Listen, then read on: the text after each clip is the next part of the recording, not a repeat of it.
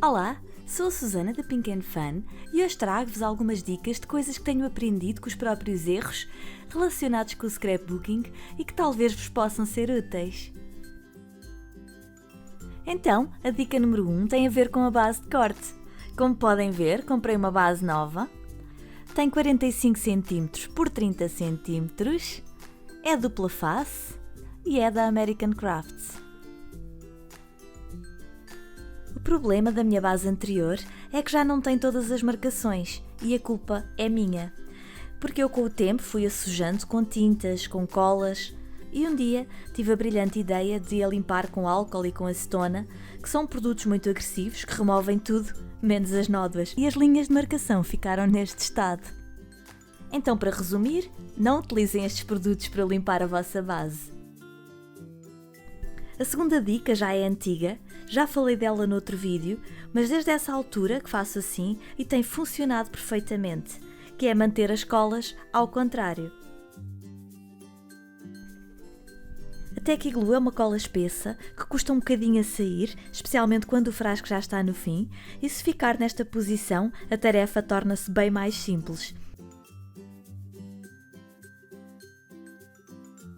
Já o Glossy Accents é daqueles produtos que entope e só a agulha ou o alfinete conseguem resolver. E o que é certo é que desde que eu o tenho nesta posição, nunca mais entupiu.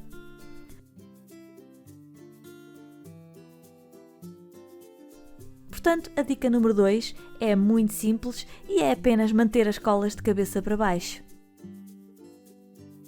A terceira dica tem a ver com cisalhas que usam este tipo de lâminas. Quando começam a ficar usadas, desgastam o papel e deixam as margens com um aspecto descuidado.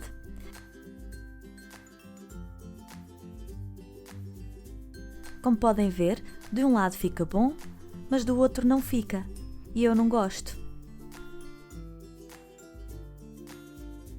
Então a minha dica é passar a dobradeira por todas as margens. Isto não invalida que eu tenha que substituir a lâmina, mas consigo usá-la durante mais tempo e os trabalhos ficam mais perfeitos.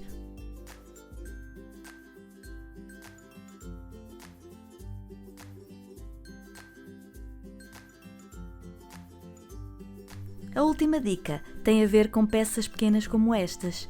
Eu já apanhei um susto porque achei que tinha perdido uns carimbos e desde essa altura uso uma caixa para os colocar enquanto os estou a usar. Faço o mesmo com os cortadores. Então a dica é colocá-las sempre no recipiente enquanto as estão a utilizar e depois podem sempre voltar ao sítio certo.